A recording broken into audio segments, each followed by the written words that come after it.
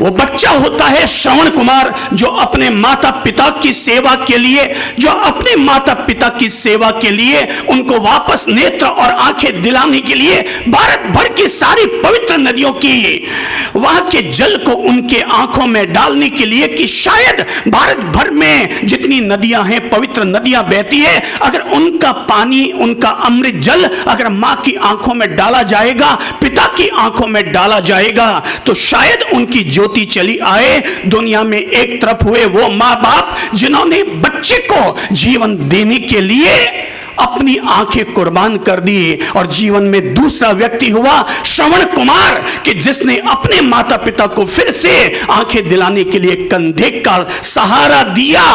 उसने फैसला कर लिया, मैं मां बाप को मरने के बाद नहीं, मरने से पहले अपना कंधा दूंगा और भारत भर के तीर्थों की यात्रा का पुण्य फल उनको प्रदान करूंगा।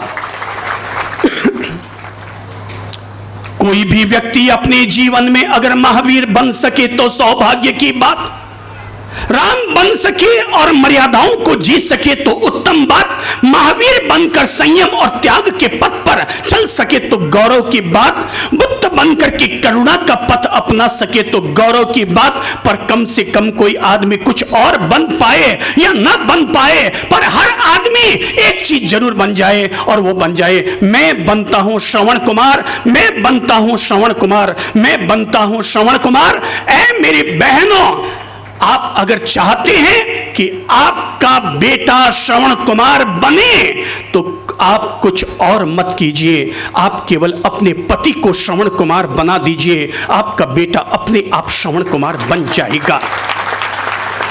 आप अगर चाहती हैं, हर महिला चाहती है कि उनकी संतान श्रवण कुमार बने, पर अगर आप चाहते हैं कि आपकी संतान श्रवण कुमार बने, तो आप कुछ और मत कीजिए, केवल एक ही काम कीजिए, और काम यह कीजिए कि मैंने इस घर में आकर कुछ और किया या नहीं किया। कोई अगर गुरु महाराज पूछे कि भाई तूने ससुराल में आकर क्या किया, तो गौरव के साथ कहना, छाती ठोक कर कहना कि गुरुदेव मैंने कुछ और किया या नहीं किया, पर मैंने अपने पति को श्रवण कुमार बना दिया। बस मैंने यही एक पुण्य अर्जित किया है कि मैंने अपने पति को श्रवण कुमार बना दिया। जो खुद अपने पति को श्रवण कुमार बनने की प्रेरणा देती है, उसके घर में संतान के रूप में हमेशा श्रवण कुमार श्रवण कुमार श्रवण कुमार ही पैदा होता है। हम लोग श्रवण कुमार बनने की तरफ बढ़े, पर पहले उससे हम यह समझ लेते हैं कि मां क्या है, मां क्या है, मां की ममता क्या है। भाई लोगों ध्यान रखना, जीवन के निर्माण के लिए मां की ममता और पिता की क्षमता, इन दोनों को कभी भी चैलेंज नहीं दिया जा सकता। क्या कहा मैंने? जीवन के निर्माण के लिए, सब बोल लो, जीवन के निर्माण के लिए मां की ममता और पिता की क्षमता को कभी चुनौती नहीं दी जा सकती। हो सकता है आज आपको लगता है कि मेरे माता पिता गरीब थे, पर भाई लोगों, आपके माता पिता कितने भी गरीब क्यों न रहे हों, पर उन्होंने अपनी संतानों के लिए तो हमेशा जो भी उनकी औकात थी, आपको हमेशा अमीरी का सुख दिया। झोपड़ी में रहकर भी वो भले ही आंगन में सो गए होंगे, पर उन्होंने आपको अपनी गोद में सुलाकर राजमहलों का सुख दिया। उनके पास भले ही थपेड़े खाने के लिए दीवारें रही होंगी, पर उन्होंने आपको कभी थपेड़े नहीं खाने दिया। उन्होंने जब भी लगा कि मेरे बच्चे को थपेड़ा खाना पड़ रहा है, उन्होंने दीवार को हटा दिया और दीवार के बीच में खुद आ गए, और अपने गले से लगाकर, अपने आंचल से लगाकर उन्होंने दीवारों के थपेड़ों को भी हमसे दूर कर डाला। मैं तो कहता हूं कि लोग कहते हैं कि पृथ्वी सहनशीला है, सागर अथाह है, आकाश अनंत है, पर मेरा मानना है यह बात वही व्यक्ति कहेगा जिसने अभी तक मां की ममता को नहीं पहचाना है। मां की ममता को अगर पहचान जाओगे तो पता चलेगा मां जैसी सहनशीला कोई पृथ्वी नहीं है। मां की ममता से ज्यादा गहरा दुनिया का कोई सागर नहीं है। मां के प्रेम से ऊंचा दुनिया का कोई भी आसमान नहीं है। जहां में जिसका अंत नहीं, जहां में जिसका अंत नहीं उसे आसमां कहते हैं, और ममता में जिसका अंत नहीं उसी को माँ कहते हैं, उसी को माँ कहते हैं, उसी को माँ कहते हैं। अरे ऊपर में जिसका अंत नहीं उसे आसमां कहते हैं, और ममता में जिसका अंत नहीं उसे, जोर से बोलो तो क्या कहते हैं, जोर से बोलो तो, तीसरी बार बोलो तो, उसे माँ कहते हैं, उसे माँ कहते हैं, उसे माँ कहते हैं। मेरे भाई बहनों, मैंने कभी सुना था कि हिमालय सबसे बड़ा होता है, सबसे ऊंचा होता है, पर मैं आपको बता दूं माँ में और हिमालय में कोई फर्क नहीं है। माँ में और हिमालय में कोई फर्क नहीं है। फर्क अगर है तो केवल इतना सा है कि हिमालय का पत्थर कठोर है, पर माँ का दिल हिमालय के पत्थर की तरह कठोर नहीं है।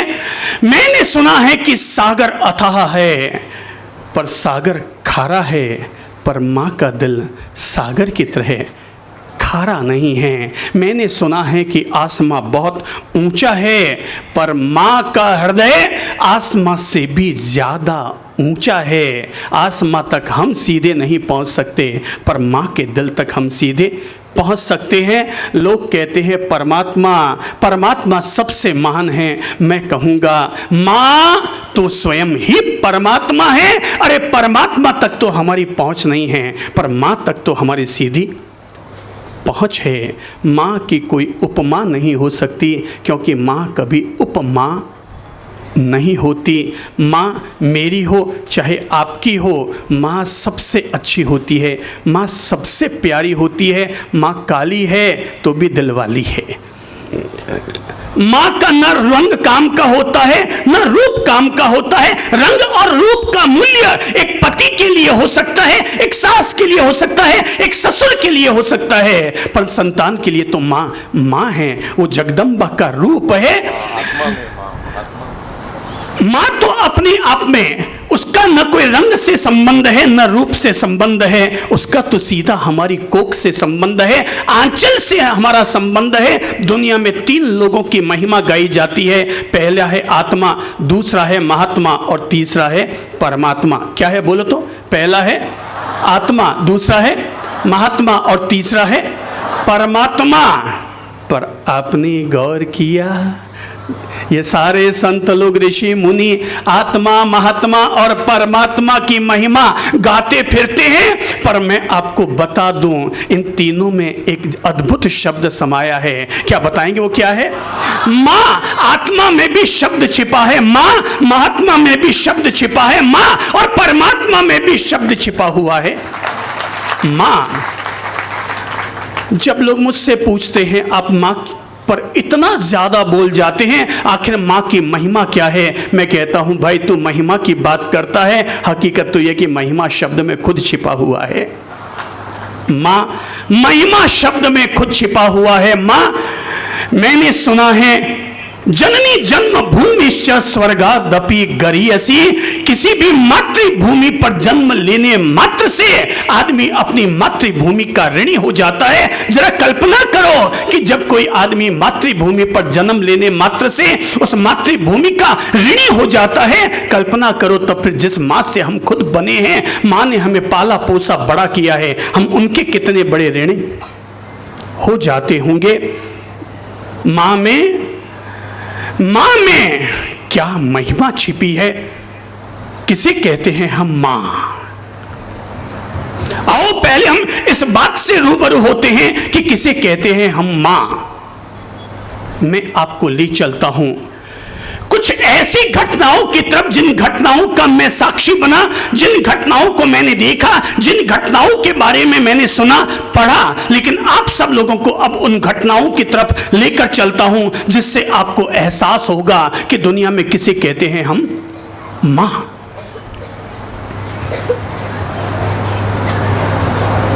एक विद्यालय में एक महिला रोजाना पहुंच जाया करती थी लगभग 10:30 11 के बीच में, और जाकर के अपने बेटे को इंटरवल की छुट्टी में टिफिन ले जाकर के दिया करती। जैसे ही बेटा मां को देखता, बेटा मां से कहता था कि मां मैंने तुझे कितनी बार कहा है कि तू स्कूल मत आया कर, अरे तू तो स्कूल आ जाती है। तेरे जाने के बाद मेरे दूसरे साथी मुझे कहते हैं, देख देख तेरी काणी मां आई थी, तेरी काणी मां आई थी, तेरी काणी मां आई थी। मां के एक आंख नहीं थी। बच्चा मां को देखता अपने स्कूल में, पर मां से शिकायत करता, मां मैंने तुझे कितनी बार कहा कि तू स्कूल मत आया कर, अरे तू तो आती है, पर बाकी के साथी मुझे चिढ़ाते हैं, तेरी काणी मां, तेरी काणी मां, तेरी काणी मां। मां कहती, बेटा बुरा क्यों मानते हो, मैं काणी हूं तो लोग कहेंगे ही काणी मां, अब काणी को बाडी कहां से कहेंगे। बेटा कोई काणी मां कहे तो बुरा मत माना करो, जो बच्चे कहते हैं उसे सुन लिया करो। मां तू तो कहती है कि सुन लिया करो, मुझे पता है कि बच्चे जब मुझे चिढ़ाते हैं तो मेरे दिल पर क्या गुजरती है, मैं बिना नाश्ता किए रह जाऊंगा, पर मां तो स्कूल में मत आया कर। बच्चा रोज ही मां को झिड़का करता, पर मां बच्चे की किसी भी झिड़क की कोई परवाह नहीं करती, चली आती थी स्कूल, और इस तरह से दिन पर दिन बीतते गए। बच्चा बड़ा हो गया, उसकी शादी भी हो गई, बच्चे भी हो गए, पर बहुरानी मां से नफरत करती थी। उसको लगता था सुबह उठकर आती हूं और आते मुझे सबसे पहले काणी सासू का मुंह देखना पड़ता है, और जब भी काणी सासू का मुंह देख लेती हूं मेरा पूरा दिन बेकार चला जाता है। बच्चे भी काणी दादी को देख करके डरने लग गए। आखिर बेटे ने कहा, मां तू तो एक काम कर, गांव के घर में चली जा और वहां जाकर के रहना शुरू कर दे। मां ने कहा, बेटा मैं बिना बच्चों के कैसे जीऊंगी, जिंदगी भर तेरे साथ रही हूं, कैसे जीऊंगी। पर बच्चा अड़ गया, मां को आखिर गांव जाना पड़ा। कुछ दिनों के बाद अचानक मां की तबीयत खराब हुई, उल्टी दस्ते होने लगे। मां वापस अपने घर लौटकर आई, यह सोचकर कि जाती हूं अपने बेटे के पास। गांव वालों ने कहा, तेरा बेटा ऑफिसर है, तेरा इलाज करवा देगा, चली जा। और मां चली आई अपने बेटे के पास, पर जैसे ही पोता पोती ने देखा कि काणी दादी आई, बच्चे झट से घर में दौड़ते गए, मम्मी से कहा, मम्मी काणी दादी आई। मां ने जैसी सुना काणी दादी आई, उसका पारा चढ़ गया। उसने झट से पति को फोन किया, आप घर आइए, अभी के अभी आपकी काणी मां चली आई है। पति भी झट से दौड़ा हुआ चला आया। घर आते ही उसने मां को झिड़का, मां मैंने कितनी बार मना किया तू मत आया कर, तेरे आते मेरे बच्चे डर जाते हैं, उनको लगता है जैसे कोई भूत या भूतनी उनके सामने चली आई है, वो चिल्लाने लगते हैं। मां ने कहा, बेटा मैं बहुत मुश्किलों से बस से सफर तय करके घर पर आई हूं, बेटा मुझे बहुत तेज बुखार है, उल्टियां दस्ते हो रही हैं, बेटा मेरा इलाज करवा दे। मां ने जब ऐसा कहा तो बेटे ने कहा, मां तू घर के अंदर नहीं रह सकती, बच्चों को रात भर नींद नहीं आएगी, तू तो एक काम कर, कार के गैरेज में जाकर रह जा। उसने झट से कार को बाहर निकाल दिया, मां को कार के गैरेज में रख दिया। मां कार के गैरेज में चली गई, आंखों में उसके आंसू थे। वो सोच रही थी, मुझे इतना नहीं लगता था कि मेरा बेटा इस तरह से मेरा अपमान करेगा, बीमार हो जाने पर भी मुझे धक्के देने के लिए तैयार हो जाएगा। मां अंदर से इतनी टूट चुकी थी, वो कार के गैरेज में चली गई। बेटे ने यह सोचकर सुबह 10 बजे कार का दरवाजा खोला, गैरेज का दरवाजा खोला कि देखता हूं मां से मैंने कहा था कि सुबह चली जाना, देखता हूं मां गई या नहीं गई। पर जैसे ही गैरेज का दरवाजा खोला देखते ही अचंभे में पड़ गया, क्योंकि मां ने गैरेज में लटके हुए पंखे पर अपनी साड़ी का फंदा बनाया और गला उसमें डालकर लटक करके मर गई। उसने देखा माँ मर गई, अरे ये तो अनर्थ हो गया, अभी पुलिस आएगी मुझे पकड़ कर ले जाएगी। पर जैसे ही उसकी नजर माँ के हाथ पर पड़ी तो देखा कि माँ के हाथ में एक कागज का टुकड़ा पड़ा था। झट से दौड़ कर गया, कागज का टुकड़ा उठाया, कागज उसने खोला तो सन्न रह गया। कागज पर लिखा था, ऐ मेरे प्यारे बेटे, ऐ मेरे प्यारे बेटे, मुझे भरोसा नहीं था कि तू इस तरह से अपने बच्चों के सामने अपनी माँ का अपमान करेगा, अपनी पत्नी के सामने माँ का अपमान करेगा। अब जीने और न जीने का मतलब ही क्या बचा है। लेकिन आज जब मैं मर रही हूं तो मरने से पहले तेरे सामने एक राज जरूर खोल देती हूं, और राज ये है मेरे बेटे कि काणी मैं नहीं थी बल्कि जन्मा था तब काणा तू था। मेरी बेटी, मेरे बच्चे, जब तू जन्मा था तो तू काणा पैदा हुआ था। डॉक्टरों ने मुझे जैसे ही कहा कि काणा बच्चा पैदा हुआ है, तेरे काणा बच्चा पैदा हुआ है, मैंने उसी समय फैसला कर लिया मेरा बच्चा जिंदगी भर लोगों के द्वारा काणा काणा काणा काणा कहलाएगा। इसकी बजाय तो मैं अपनी कुर्बानी देती हूं, मैं अपनी एक आंख निकलवा करके और अपने बच्चे को समर्पित करवा देती हूं। मेरे बच्चे, काणा तू पैदा हुआ था, काणी मैं नहीं थी, पर मैंने तुझे काणा न कहलाना पड़े इसलिए मैंने अपनी एक आंख तुझे कुर्बान कर दी। मेरे बच्चे, मैं तो आज जा रही हूं, पर मेरे जाने के बाद इतना जरूर याद रखना कि भूल कर भी मेरी इस कुर्बानी का दोबारा कभी अपमान मत करना। ये जो मैंने तुझे आंख दी है उस आंख का हमेशा सम्मान बनाए रखना। बच्चे ने जैसे ही सारी बात सुनी सक पका गया, और तब वो माँ के मरे हुए बदन से लिपट लिपट कर रोने लगा। और तब उसको एहसास हुआ किसे कहते हैं दुनिया में माँ। तब उसे एहसास हुआ कि दुनिया में किसे कहते हैं माँ, कि जो माँ इंसान के लिए अपनी आंखों का भी कुर्बान करने के लिए तैयार हो जाए, संसार में उसी महान शक्ति को कहते हैं माँ। संसार में उसी शक्ति को कहते हैं माँ। एक पिता, पति पत्नी के बीच में तकरार हुई और पिता ने अपनी पत्नी को साफ तौर पर कह दिया, मेरा बेटा मेरे सामने बोलता है, धक्के देकर घर से बाहर निकालता हूं, खबरदार अगर कभी उससे मिलने के लिए भी चली गई तो तेरा और मेरा रिश्ता अंतिम रिश्ता टूट जाएगा। एक पत्नी भला अपने पति के सुहाग से वंचित कैसे हो सकती है। पत्नी ने तय कर लिया, ठीक है अगर मेरे पति इसी में खुश हैं कि मैं अपने बच्चे से न मिलूं तो कोई बात नहीं। बेटा चला गया, अलग घर में चला गया, उसने अलग कमरा ले लिया, बसा लिया। बाप को गुस्सा आया हुआ था, उसने गलती ऐसी ही कर डाली थी। बेटा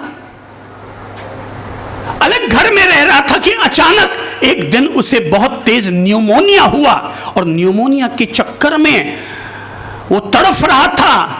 उसने अपने दोस्तों के साथ माँ को कहलाया, माँ एक बार आकर के मुझसे मिल जाओ, माँ एक बार आकर के मुझसे मिल जाओ। पता नहीं मैं जीऊंगा या मर जाऊंगा, मुझे नहीं पता, पर मैं चाहता हूं, मुझे बहुत तेज न्यूमोनिया है, मेरी माँ आकर के मुझसे मिल जाए।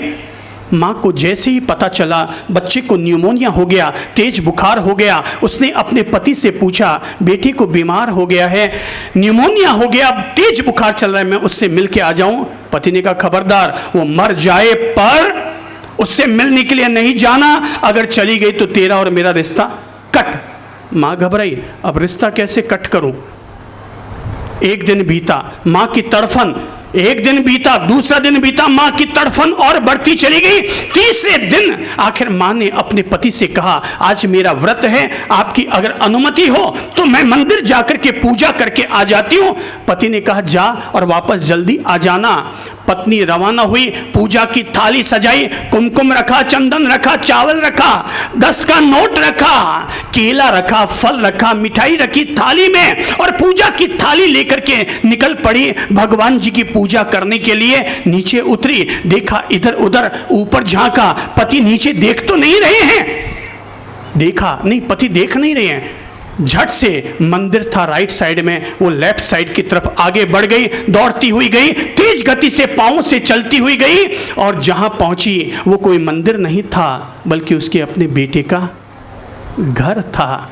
वो अपने बेटे का घर था, वो झट से बेटे के पास गई। जैसे ही बेटे को सामने देखा, अपने आंचल से लगाया, बेटा मां के आंचल से लगा, फपक फकक कर रोने लगा। बेटे ने कहा, मां बस अब तू आ गई, मैं अब ठीक हो जाऊंगा। मां तू मेरे पास आ गई, अब मैं ठीक हो जाऊंगा। मां ने बेटे को गले लगाया, प्यार दिया, भरपूर प्यार दिया, आशीर्वाद दिया, माथे को सहलाया, पीठ पर दुआएं दी और पीठ पर दुआएं देकर आशीर्वाद देकर कहा, बेटा मेरी उम्र तुझे लग जाए और भगवान तुझे लंबी उम्र दे, भगवान तुझे लंबी उम्र दे, तू जल्दी से स्वस्थ हो जा। माँ वहाँ से झट से नीचे आने लगी।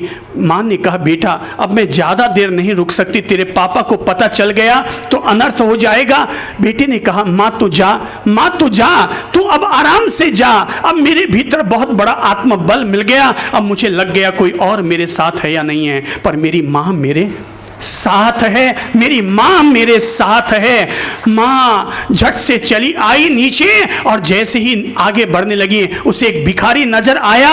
उसने झट से अपनी पूजा की थाली का सारा सामान उस भिखारी की कटोरे में डाल दिया, झट से अपने माथे पर कुमकुम का टीका लगाया, चली आई घर पर। पति ने पूछा, मंदिर जाकर आ गई? माँ ने कहा, हाँ मंदिर जाकर आ गई, आज भगवान जी का बड़ा आशीर्वाद मिला, मंदिर जाकर आ गई। जो वक्त पड़ने पर पति से भी झूठ बोल जाए और अपने पति में ही, अपने बेटे में ही भगवान का नूर देख ले, उसी महान शक्ति का नाम है माँ, उसी महान शक्ति का नाम है माँ।